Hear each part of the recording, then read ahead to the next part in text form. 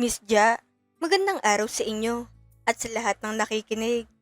Sabi nila, ang childhood daw ang pinakamasayang parte ng buhay ng isang tao. Doon tayo walang iniisip kundi laro, tulog, at pagkain. Pero sa akin, ang childhood ko ay amoy ng basag na bubog at tunog ng nag-uumpugang mga gamit. Ako si Nori, 11 years old lang ako noon. Isang batang dapat ang iniintindi lang ay assignments at kung anong cartoons ang panonoorin sa hapon. Pero sa halip, kabisado ko ng tono ng galit, ang bigat ng sigawan, at ang ritmo ng pag-iyak. Imbis na tawang bumubuo sa alaala ko, sigawan ang naging tunog ko gabi-gabi. Imbes na cartoons ang pinapanood ko, ang harapang engkwentro ni na mama at papa ang naging daily show ko. Alam mo yung pakiramdam na gusto mong takpan ng mga mata mo, pero hindi mo magawa kasi ang ingay-ingay ng paligid. Para kang nakatali sa isang eksenang ayaw mong panoorin, pero wala kang choice, kundi marinig at maramdaman lahat. Hayop ka! Akala mo ba hindi ko alam? Nakita ko kayo! Akala mo ba tanga ko? Galit na sigaw ni mama, habang nanginginig ang kamay niya sa galit at sakit. Hindi lang boses niyang malakas, pati emosyon niya. Ramdam na ramdam hanggang sa pinakakanto ng bahay. Ano na naman ba yan? Puro kahinala. Nakakapagod ka na. Sigaw pabalik ni Papa. Sabay hampas ng kamay sa mesa. Umalingaw-ngaw ang tunog sa buong sala. Parang kulog na hindi matapos-tapos. Di yan nagsisimula ang gabi namin. Parang isang sirang orasan na paulit-ulit lang ang eksena. Madalas, makikita ko na lang si Mama na may hawak na florera o kaya baso. Mga gamit na dati ay dekorasyon lang ng bahay. Pero ngayon ay nagiging armas ng galit. Iahagis niya iyon sa pader at sa bawat pagbasag, kasabay noon ang pagkapira-piraso ng katahimikan. Sa bawat pagkabasag ng gamit, pakiramdam ko, may nababasag din sa loob ko. Parang unti-unting nawawala ang pakiramdam ng seguridad. Yung dapat meron ng isang bata sa sarili niyang tahanan. Isang gabi, habang nagkakagulo sila, nakita ko ni Mama na nakatayo sa may pinto ng kusina. Hindi ko na malaya na napalapit na pala ako. Para bang may humihila sa akin para masaksiyan ng lahat. Luhaan siya, gulo-gulo ang buhok, at ang mga mata niya, punong-puno ng pagod at sakit. Nori, pumasok ka loob ng kwarto. Huwag kang lalabas.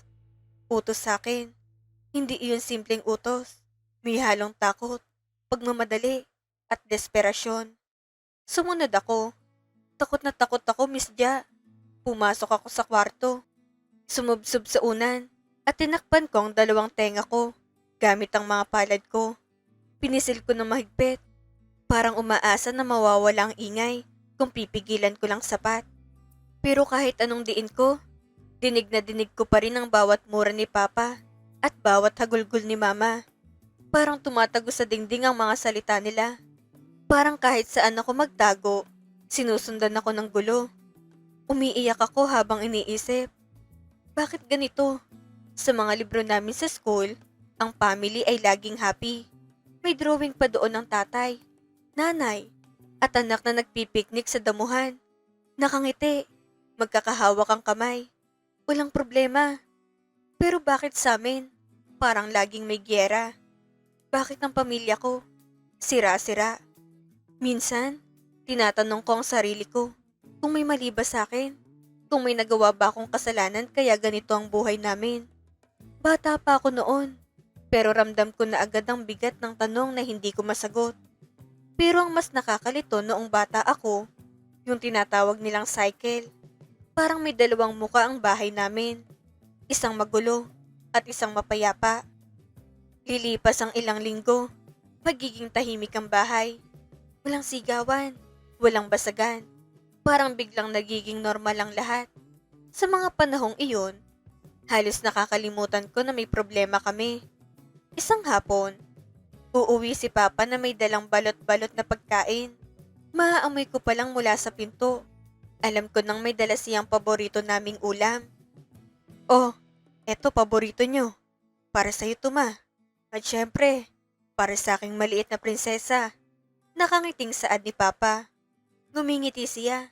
Yung tipong parang walang nangyaring masama. Lalapit siya sa akin. Hahalikan ako sa noo.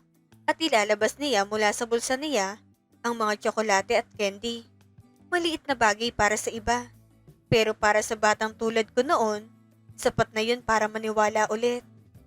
Noong mga oras na yun, Miss Ja, dahil bata pa ako, mabilis akong nauto. Sa isip ko, ay, pati na sila. Mahal pa rin kami ni Papa. Parang burado lahat ng sakit sa isang iglap. Kumakain kami ng sabay-sabay.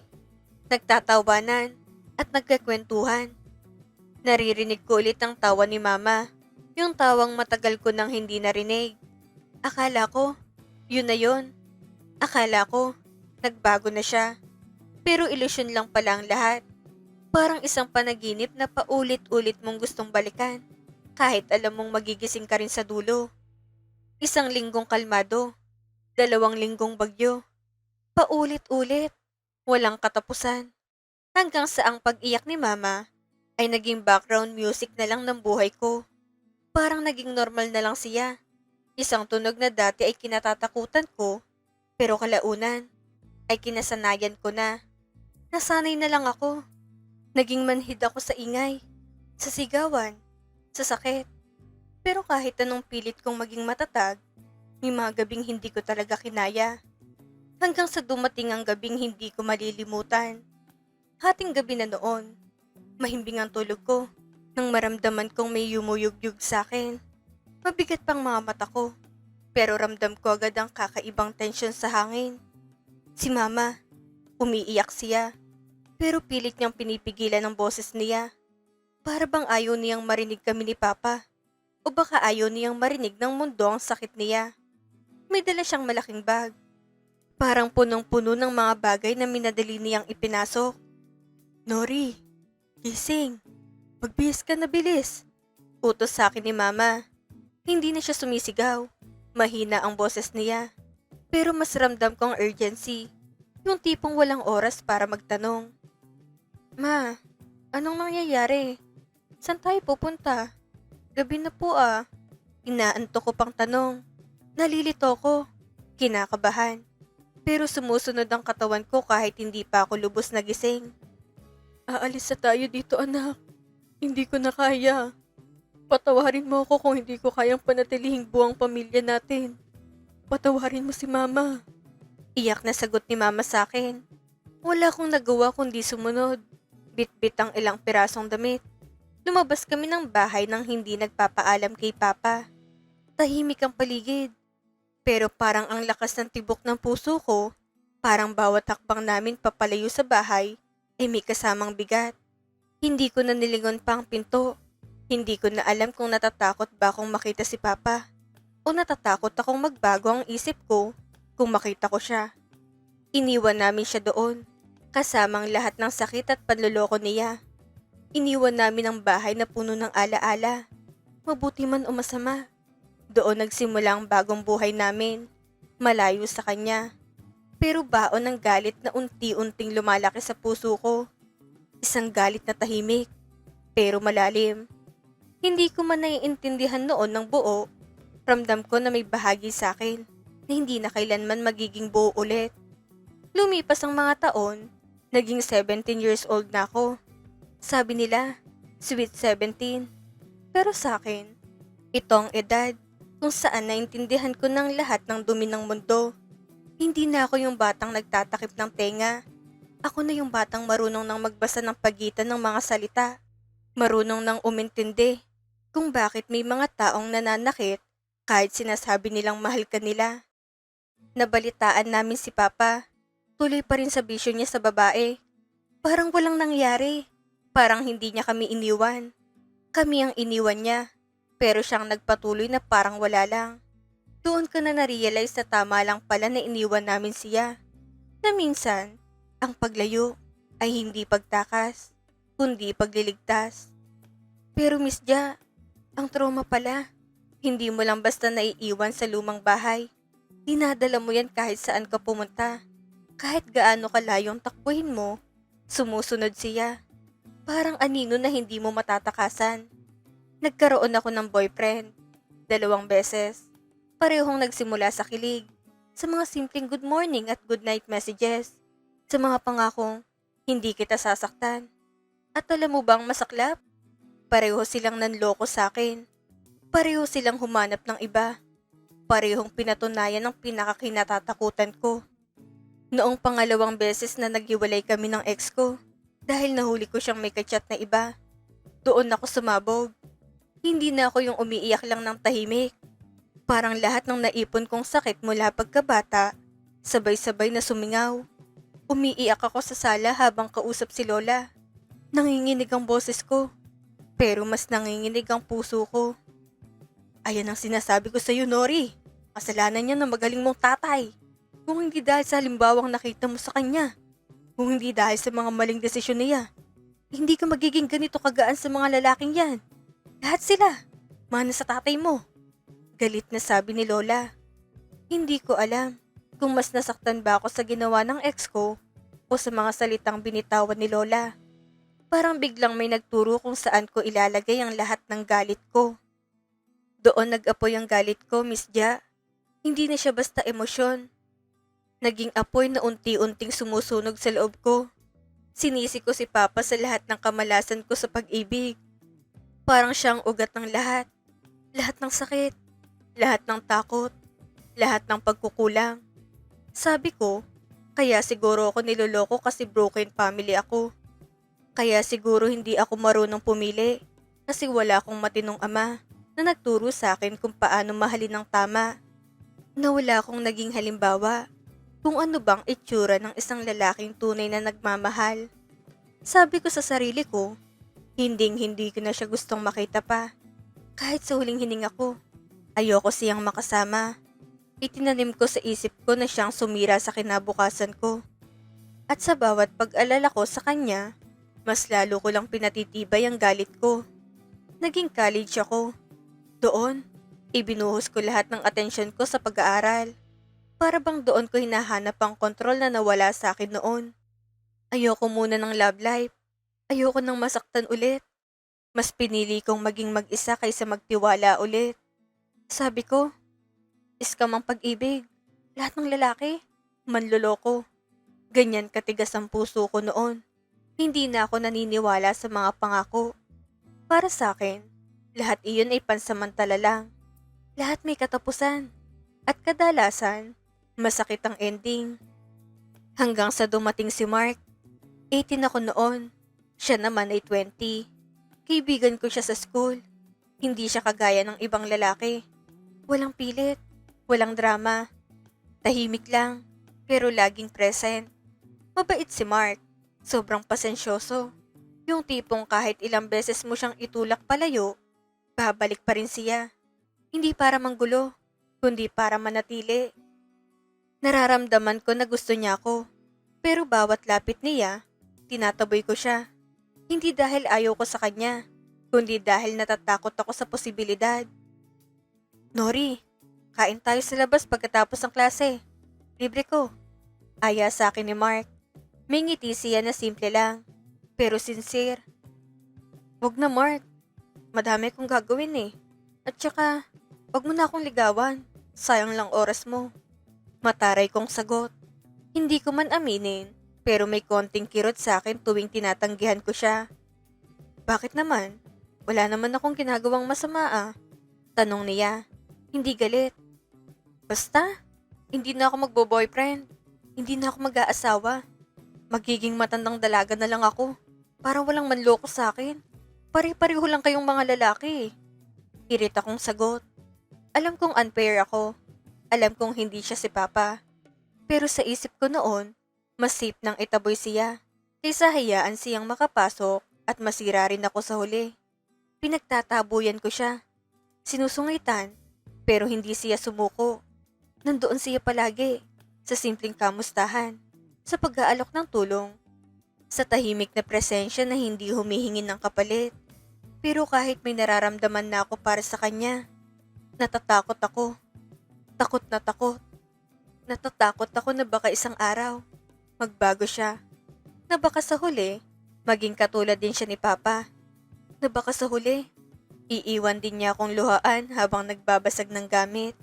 Hindi man literal, pero emosyonal. Isang araw, nagbagong ihip ng hangin. Hindi ko inaasahan. Pero parang may paparating na katotohanan na babago sa lahat ng pinaniniwalaan ko. Habang nasa bahay kami, narinig kong nag-uusap si Mama at si Lola sa kusina. Seryosong boses nila. Abay, buti nga sa kanya.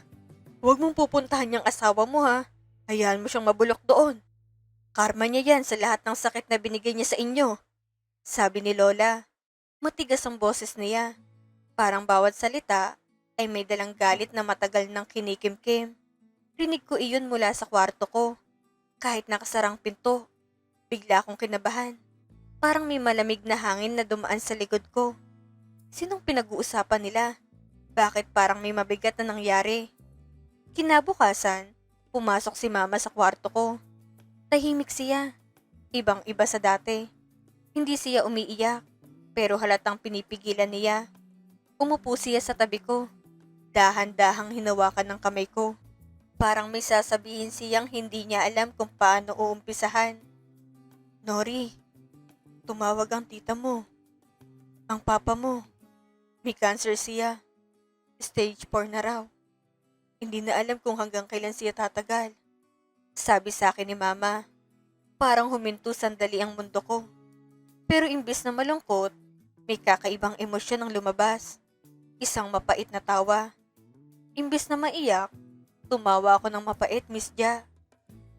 Oh, ano naman ngayon, Ma? Deserve niya yan. Hayaan natin siyang mag-isa. Noong iniwan niya tayo sa hirap, tinulungan ba niya tayo? Hindi, diba? Hayaan niyo siya. Galit kong sagot. Matigas ang boses ko.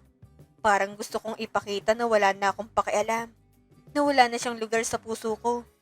Pero sa loob-loob ko, may kung anong kumukurot. Isang pakiramdam na hindi ko maipaliwanag. Parang may maliit na bahagi sa akin na sumisigaw. Pero pinipilit ko iyang patahimikin. Makalipas ang ilang araw, hindi ako pinapatulog ng konsensya ko.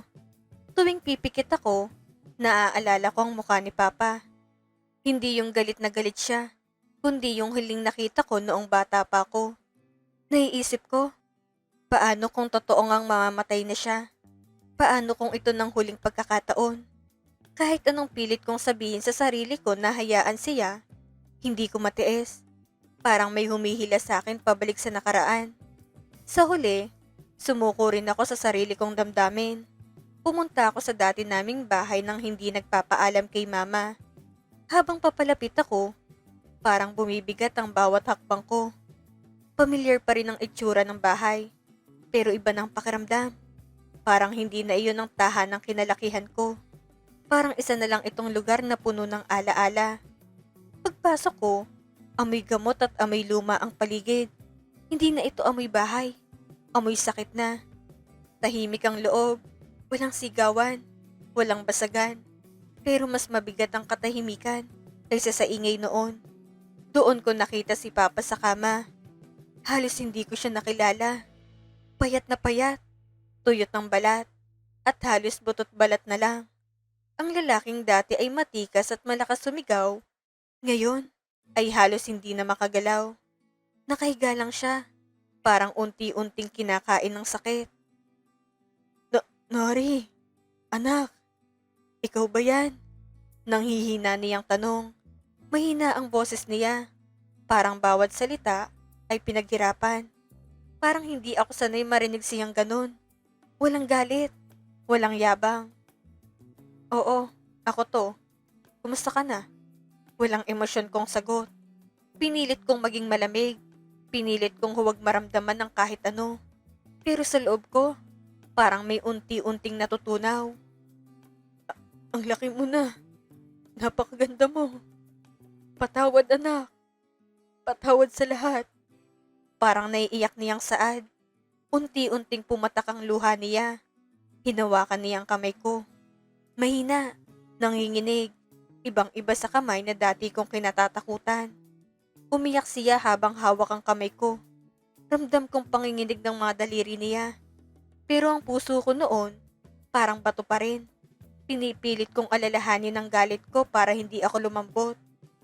Sige, aalis na ako. Okay naman ako kahit wala ka sa buhay namin. Malamig kong sabi.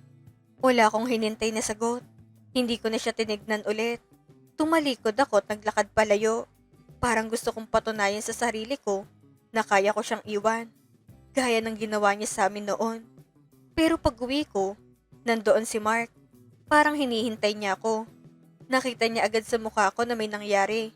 Hindi niya ako pinilit magsalita. Umupo lang siya sa tabi ko. Tahimik. Handang makinig. Ikinuwento ko sa kanyang nangyari. Lahat. Ang galit ko. Ang sakit ko. At kung paano ko iniwan si Papa ulit. Akala ko kakampihan niya ako sa galit ko. Nori, makinig ka. Alam kong mahirap. Pero alam mo, pag nawala ng Papa mo, baka doon ka pa magsisi. Baka doon mo na ma-realize na ang bigat na dala mo, ikaw lang din ang pinapahirapan. Patawarin mo siya. Hindi dahil deserve niya, kundi dahil deserve mong kapayapaan. Payo sa akin ni Mark. Tahimik lang siya habang nagsasalita, pero tumatama ang bawat salita niya. Hindi siya nanghusga. Ipinaalala lang niyang isang bagay na matagal ko nang tinatakasan. Doon ako natauhan. Hindi biglaan, pero unti-unti. Parang may pinto sa puso ko na dahan-dahang bumukas. Napagtanto ko na habang kinikimkim ko ang galit ko, ako lang din ang nasasaktan. Gabi-gabi, pagkatapos ng school, pumupunta na ako kay Papa. Minsan, doon na ako natutulog sa tabi ng kama niya. Unti-unti, natutunan kong bitawan ang galit ko. Hindi dahil nakalimutan ko ang ginawa niya, kundi dahil ayoko nang dalhin iyon habang buhay. Pinupunasan ko siya, pinapakain, at kinakausap tungkol sa school. Mga simpleng bagay na sana noon pa namin nagawa. Kahit hindi siya masyadong nakakasagot, nakikita ko sa mga mata niyang pasasalamat. Minsan, ngingiti siya ng mahina, at sapat na iyon para maramdaman kong may nababago sa pagitan namin. Hanggang sa dumating ang huling gabi. Tahimik ang paligid, mahina ang ilaw. Hawak ko ang kamay niya, at ramdam ko na malapit na. Hindi na ako umiiyak, hindi na tulad ng dati. Mas kalmado na ako, mas handa. Papa, okay na ako. Pinapatawad na kita. Lahat ng galit ko, itinapon ko na. Magpahinga ka na. Huwag mo na kaming alalahanin. Saad ko. Sa unang pagkakataon, buong puso ko iyong nasabi. Walang halong galit, walang sakit, kundi kapayapaan. Ngumiti siya ng bahagya, tumulo ang huling luha. At doon, nalagutan siya ng hininga. Masakit, pero may kasamang gaan. Ngayon, Miss Ja, 20 years old na ako. 2 years na rin kami ni Mark. Binigyan ko siya ng pagkakataon at hindi ako nagkamali.